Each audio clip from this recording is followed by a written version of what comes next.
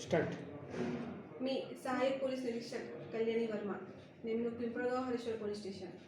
Pimpalgaon police station परिसरातील सर्व भाविकांना एक नम्र विनंती करण्यासाठी मी हा सदरचा व्हिडिओ बनवत आहे।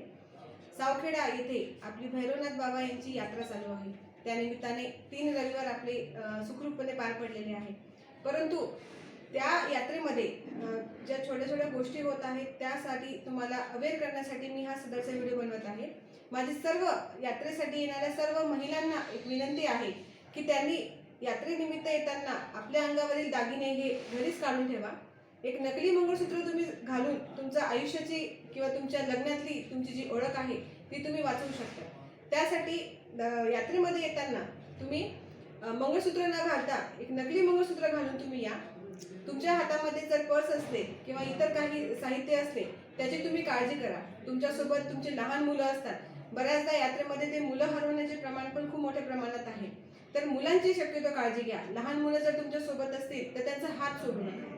सगळ्यात महत्त्वाची गोष्ट, यात्रेमध्ये येताना रस्त्यावरती मोठ्या प्रमाणामध्ये वाहतूक कोंडी होत आहे।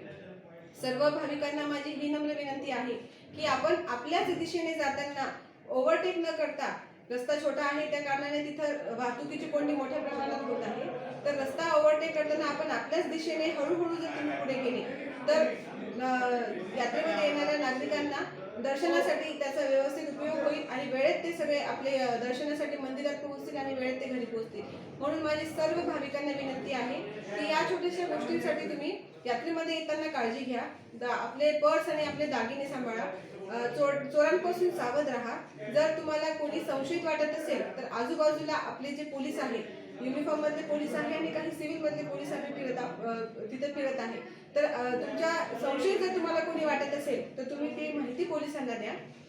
पाळण्याच्या ठिकाणी जेव्हा तुम्ही लहान मुलांना घेऊन जात आहात तिथं पाळण्यामध्ये बसण्यासाठी बऱ्याच प्रमाणामध्ये गर्दी होत आहे। शक्यतो महिलांपासूनच सावध राहा, कारण की चोरणाऱ्या बऱ्याच महिलाच आहे। त्या कारणाने आपल्या आजूबाजूला कोण आहे याची आपण दक्षता ठेवा, लक्ष ठेवून राहा। सुरक्षित या, सुरक्षित जा। धन्यवाद।